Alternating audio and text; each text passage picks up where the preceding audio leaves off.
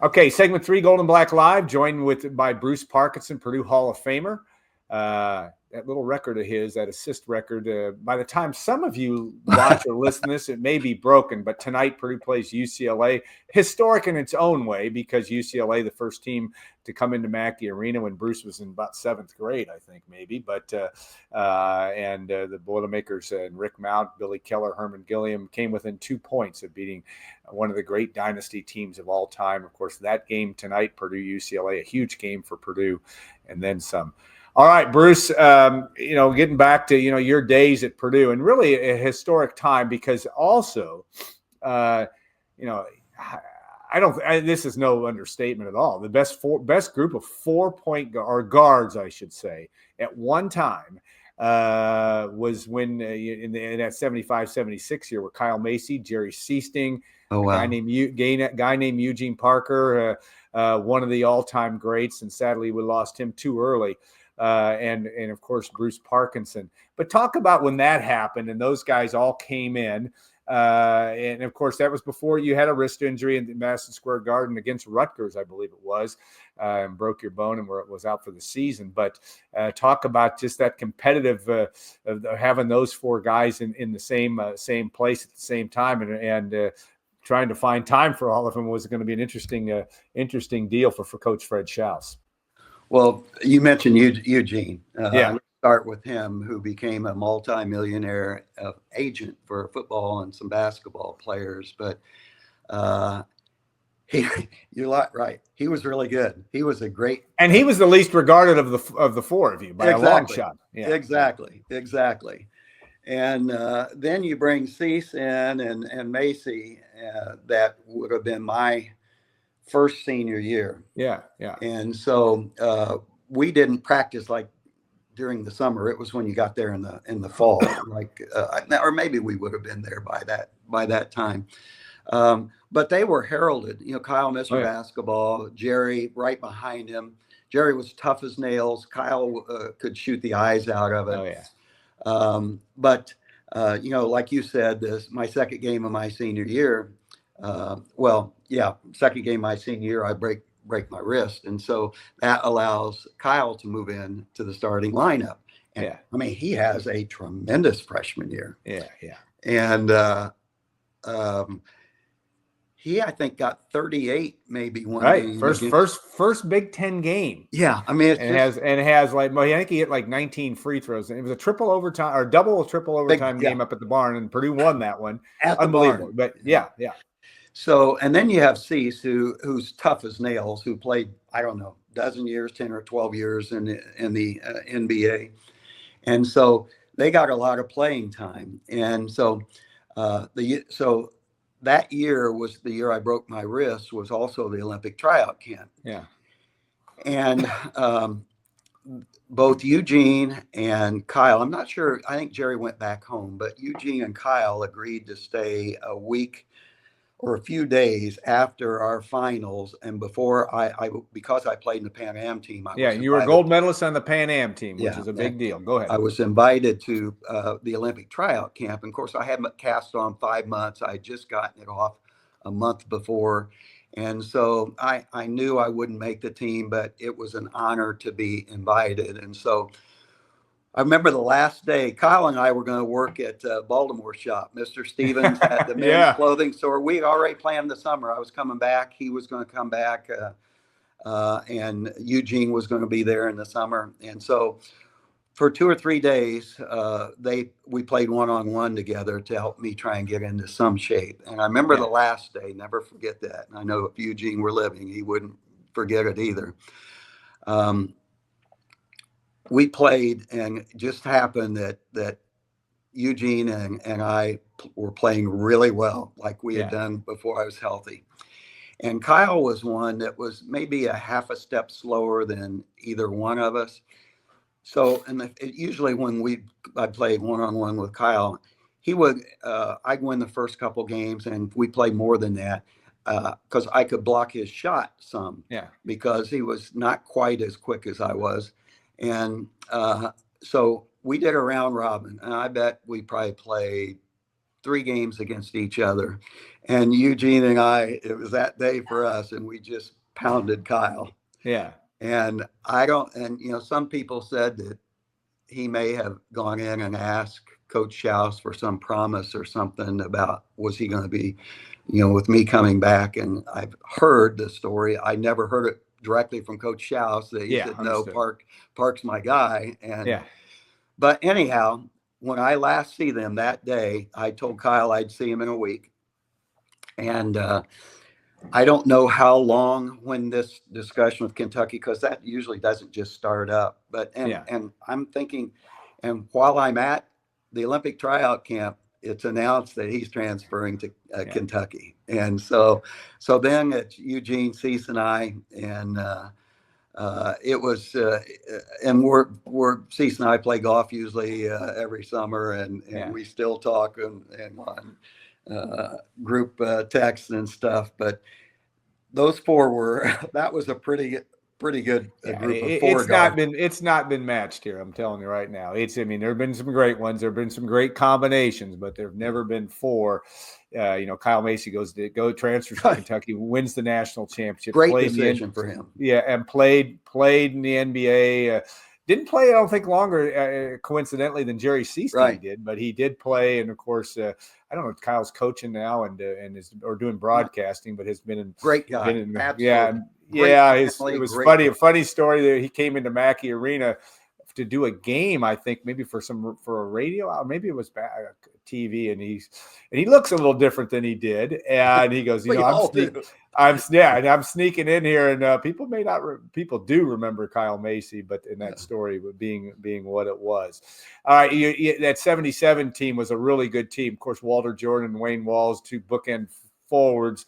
Walter was another version of Frank in some ways, different in others, but that was a team that you had North Carolina on the ropes. That was back when you became the second Purdue team to make the NCAA tournament, and you're playing them down in Raleigh, and you have them on the ropes. Of course, Carolina goes on to the national championship game there and loses, I believe, to Marquette. But talk about just getting to that level and the way that your career ended. It was disappointing that last game, but you guys were very, very competitive. And in a Big Ten that was, again, with Michigan and Purdue and Minnesota, it was an all-star lineup of great college basketball teams throughout the 70s. Yeah, that was the first, I think, around the first change where they added somebody other than the conference champion. And North Carolina, Phil Ford and that crew, and Dean Smith. And you probably remember, many wouldn't, that the Monday of that week, I sprained my ankle really, really bad. And I was in a cast, not a walking boot. I was in a cast. And so I didn't practice that week. When I think they took the cast off the day before the game, we played at NC State. And I got off the plane in a walking boot, and that was kind of what had been reported. And there was no comment. People just assumed I wasn't going to play. And, like a lot of times when this could be the last go around, you'll do anything. And Doc Combs, you remember? Good old Doc Combs, yeah. So I didn't practice, and Doc Combs, I think it was, I don't know if that painkiller is xylocaine, something like that. Yeah, I don't know. I got a shot before the game, and people tell me that Dean Smith looked and was pointing at me when he came out as if he's not supposed to be playing, and they were all talking, and I had to get another shot at halftime, and we were so close. They called, and it was me. I think they used to do a run and jump, and they threw the ball inbounds, and I can't remember whether I turned, but I traveled. They called it travel. I didn't think I traveled, but they called it. And that was toward the very end of the game. It was a pivotal kind of play. And so, but again, like you said, national champion, they went to the finals, I think that year, right? Lost Al McGuire, won it. And right. I'll never forget, Jane was around for that game. We weren't married yet. And I was screaming because the pain and Doc Combs, I think he was out eating or something Yeah. afterwards, not to be able to be found. I couldn't. Yeah. And that pain, I shouldn't have been playing, but that Yeah. pain wore off. And it was the most intense pain that I'd ever experienced at that time. And Jane basically just held my hand in our motel room. And then Doc came in, I think, gosh, midnight, that maybe gave me another lighter shot. And, but it was obviously a big time experience, and we were so close there. But great team, another great team. Yeah. Yeah, no doubt. And then fun guys to watch. That Oh. was a fun, Walter was fun to watch, could score like anybody. Wayne Walls could block and play and could score too. I mean, I can remember their freshman game, their first Big Ten freshman game, they put up 28 and 24. They could score as well. You that helped. You had good guys and fast, and Fred Schaus too. I want to ask you about just Coach Fred Schaus as a coach, because he and George King were cut out of the same mold, like the fast break, like to get up and down the court. But talk about playing for him and his philosophy, and really how that played to your skill set a great deal. Well, it was, Coach Schaus comes from having coached Jerry West in college. Then he's the general manager, right? Coach and general manager for the Lakers when he came. And, back at that time, it was either the Knicks or the Lakers that you follow if you were a basketball. You were a basketball fan. Philadelphia as well, with Wilton, Dr. J there at that time. So he brought he's the finest gentleman that you could ever be around. Yeah. And with the history and knowledge of the game. And we just happened to come in together. And when I was playing, as you know, you don't commit until after your senior year of high school, and you take the official visits. Yeah. And so he did they had a small Purdue plane that took him to Mike Steele's home, Robbie's home, and Brad McNally's home. Yeah. And because of, we just connected, just like Matt and Braden connected. When you have a player that the only thing they're interested in is winning, and you've got needy guys that need the ball. And I filled that role for Coach Schaus of running the team. And of course, you do have to demonstrate some basketball, skill and intelligence. You got to be able to play, Bruce. You got to be able to play. Yeah. But so he had my back, Alan. Like there were some games that, like all of us. Braden would love to have that second half back at IU, like several of them would. Yeah. And I had my share of those. And I never did that. There was never a game as bad as I might have played. And I had a few of those that were not so great. I always started the second half. Yeah. And I never walked into a game on a trip not knowing that Coach Schaus always had the full belief, and he said it publicly many times, that he wouldn't trade me for any point guard in the country. And Matt has been great about that reinforcement with Braden. And you talked early. I mean, you've been around basketball for so long, and you've seen so many cultures over the years. Yeah. Two of the key guys during that period of time, one played a little bit more than the other, but from a culture standpoint, they were absolutely critical to our success. And that's our good buddies, Dick Satterfield and Mike Steele. Oh, yeah. They were culture people. They're still culture people to the Purdue program. And there's just like Matt's so good about getting people to understand their roles and to play those roles the best that people can play. He's done that for years and years. We were lucky to have that with Coach Schaus and his family, Barbara and Jimmy, and I can't remember the older. John was the oldest. Yeah. John was John played at Oregon, and then I don't know. I never met John, but certainly knew Jim. Class act. Jim family. Jim went on to a great career as an athletic director at Wichita. Ohio University, and of course, then ended up being the commissioner of the Yeah. Southern Conference. A great career that would have made his dad very proud. All right, one guy we haven't really talked about, and we're going to end it with this because we both feel the same way about him, and that is Bob King. And again, part of my role in my old age is to make sure people around Purdue basketball, they know who Bruce Parkinson is now, and they should, but they always need to know that. But they also need to know what Bob King meant. Not only your days as a player, but all the relationships through your son, Austin. I'm sure he had some relationship with Trent too, who wasn't, in terms of that, the role of a mentor, the role of a steady hand, the role of one of the great basketball guys that there ever was in Bob King. But it's hard to put that into words, probably without getting emotional, but also just what he's meant to you and the Purdue, the story, the tradition, which is now being celebrated in Mackey Arena, and guys like Bob King have made it the way it is now. Two things, people. I don't know. I didn't see the podcast that you had with Rick here recently. Yeah. Did you talk about Coach Bob with? Oh, Rick? I'm sure because Rick. And he had a role of bringing Rick back from Lebanon a few times, but that's another story. But go ahead. Absolutely. But Coach Bob.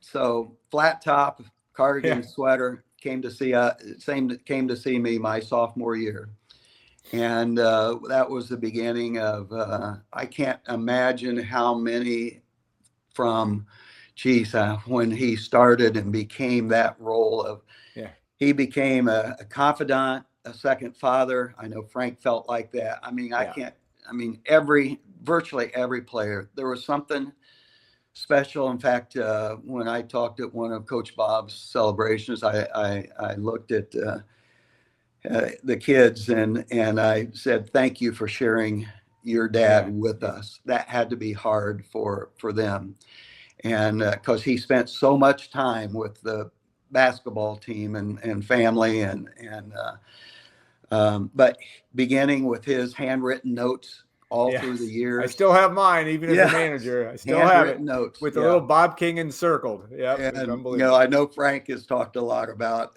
Coach Bob, and we've all said that Coach Bob should have had his name on Frank's diploma. I'm kidding. and for getting him out of trouble with getting so many parking tickets. We all had some parking tickets that he had to work on for us, but he would chew your ass if it was need be, and he would love on you and hug you, and he was one that I don't think there was anybody in sports that ever made me feel better than him. And the other, I think, tribute, the respect that he had with high school and other college coaches.